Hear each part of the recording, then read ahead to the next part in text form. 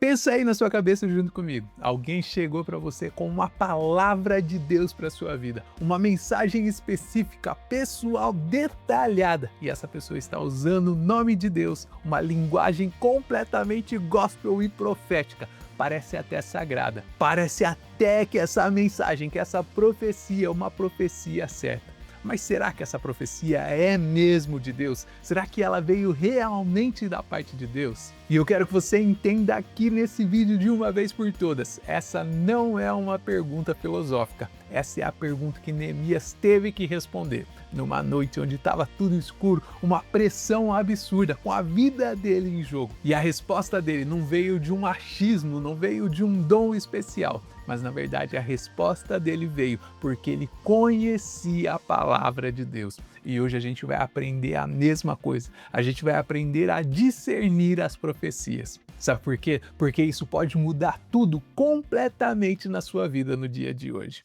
Olá, tudo bem? Meu nome é Renato, seja muito bem-vindo aqui ao nosso canal Bíblia Talk, é uma alegria ter você aqui. E o nosso compromisso aqui nesse canal é te explicar a palavra de Deus, a gente abre a palavra de Deus para que você entenda de uma forma prática, direta e objetiva, que faça sentido na sua vida. E hoje nós estamos aqui no capítulo de número 6 do livro de Neemias. Nessa parte aqui do texto, os muros eles já estão quase prontos. E o inimigo, o que ele faz? Ele muda de estratégia outra vez. Não é mais uma força brutal, não é novamente uma carta aberta para todo mundo ver. Na verdade, o que o inimigo está tentando usar agora é uma profetada. É alguém falando em nome de Deus, aquilo que Deus nunca falou. A gente trata esse tema sobre falsos profetas como sendo uma coisa aleatória, que não acontece em todo lugar, que aconteceu uma vez aqui e outra vez lá, mas não é sempre que acontece. E que quando a gente está falando sobre isso, a gente está tentando arrumar confusão, mas Paulo não trata esse assunto assim. Se você olhar lá em 1 Timóteo, no capítulo 4, no versículo 1, você vai ver que está escrito exatamente assim, está escrito: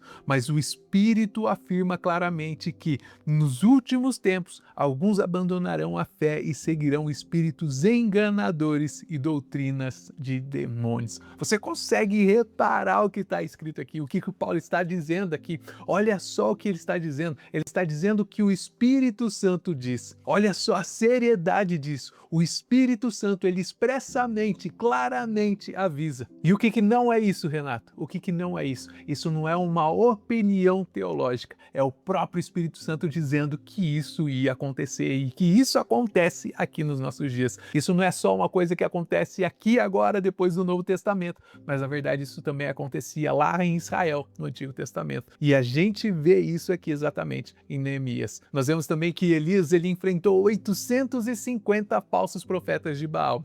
Nós vemos também o profeta de 1 Reis, capítulo 13, um homem genuinamente usado por Deus. O que aconteceu com ele? Ele acabou sendo enganado por um falso profeta. E aí o que ele faz? Ele desobedeceu a ordem de Deus, porque ele acreditou num profeta que dizia estar sendo usado por Deus. E o que aconteceu com ele? Ele pagou com a própria vida. E isso não é uma história para assustar você, é um aviso que ficou registrado nas páginas da Bíblia. Para quê? Para eu e você, para a gente não repetir isso. E hoje, o que acontece hoje? Hoje é muito mais fácil para mim e para você ser enganado por essas pessoas, por essa cambada de profeta de Baal. Porque a gente vive numa era onde existe o deepfake. Eu não sei se você já viu isso por aí, mas eles usam a sua voz, eles usam a sua imagem, o seu vídeo. Eles imitam perfeitamente a voz e o rosto real de muitas pessoas e eles acabam enganando as vidas das outras pessoas. Tem gente que dá dinheiro, tem gente que toma decisão precipitada simplesmente porque eles confiaram em uma coisa que parecia, mas na verdade não é. Mas eu quero te dizer que a raiz total desse problema não é o formato que esses falsos profetas estão usando.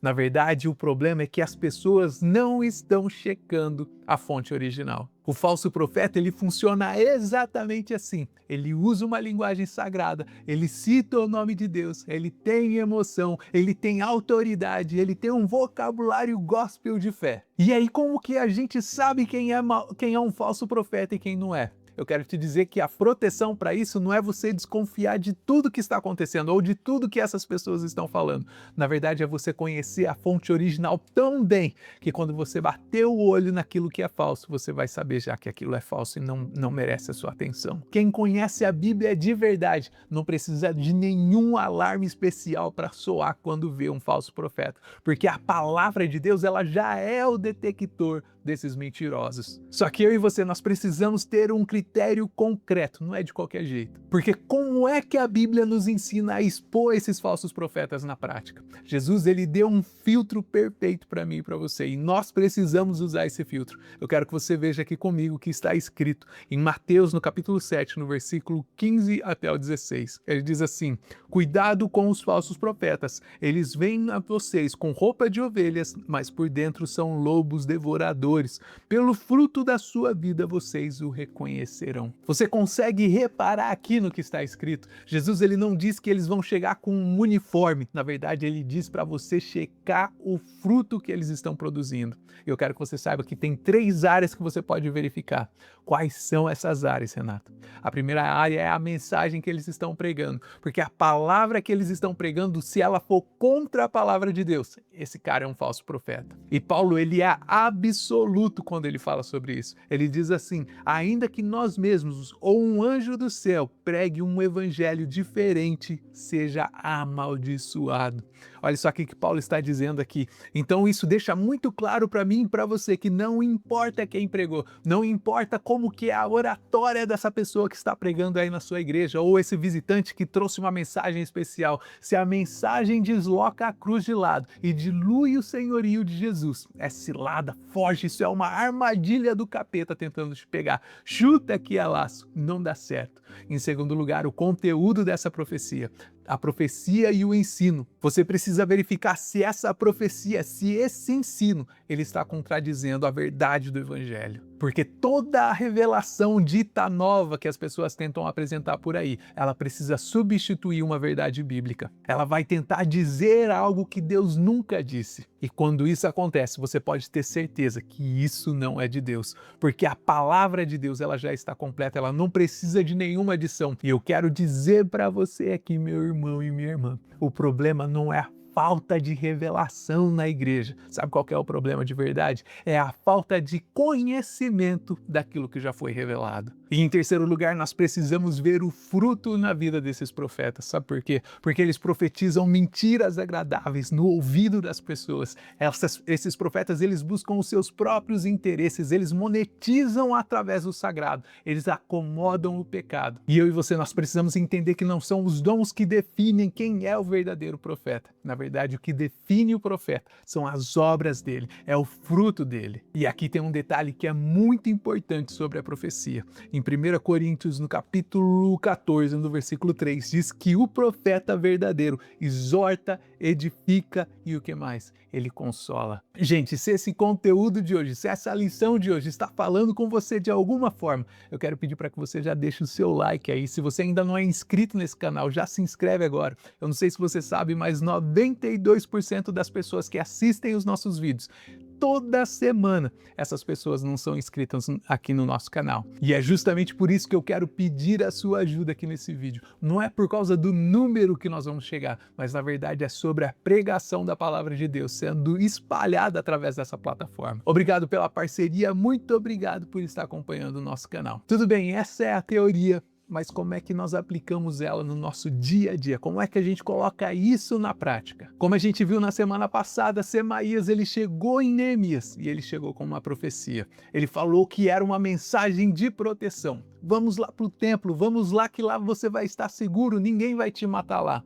E Neemias, ele parou, ele reparou e ele respondeu 2 palavras. O que ele disse? Ele disse: eu não vou. Mas hoje a gente precisa entender qual foi o motivo por trás dessa resposta de Neemias, porque o motivo dele vai muito além de um simples sentimento. Foi mais do que, eu estou sentindo no meu coração que isso é uma coisa errada. A gente precisa ver isso através das Escrituras. Eu quero que você leia comigo Neemias capítulo 6, no versículo 12, que diz assim: percebi então que Deus não o havia enviado e estava profetizando contra mim, porque Tobias e Sanbalate o haviam subornado. amado, você consegue acreditar numa coisa dessa? Eles subornaram um profeta. E aí Neemias vai dizer, eu percebi. O que é percebi? Percebi é um verbo ativo, deliberado, não era uma intuição, na verdade foi uma análise. E a resposta é muito simples, porque a profecia de Semaías mandava Neemias entrar no templo, entrar no lugar santo. Só que tinha um problema muito grande aí, porque Neemias ele não era um sacerdote. E somente o sacerdote podia entrar no lugar santo. Somente o sumo sacerdote podia entrar no lugar santíssimo. E isso não era um protocolo, não era uma burocracia. Na verdade, essa era uma lei de Deus e estava escrito. E Neemias ele reconheceu isso, sabe por quê? Porque Deus ele nunca vai mandar alguém violar sua própria lei. Então, se essa profecia manda ele, Neemias, fazer uma coisa que é pecado, cometer um pecado, então provavelmente essa profecia ela não veio da parte de Deus. Então é sem drama, simplesmente assim. Isso bate com a palavra de Deus? Se não bate, logo isso não é de Deus. Tem fumaça que dá para ser vista a quilômetro de distância. O cheiro é de fumaça. Quando você chega perto, parece que está quente. Provavelmente isso é fogo. E se você continuar lendo o texto, você vai perceber que não era só Semaías tentando ali fazer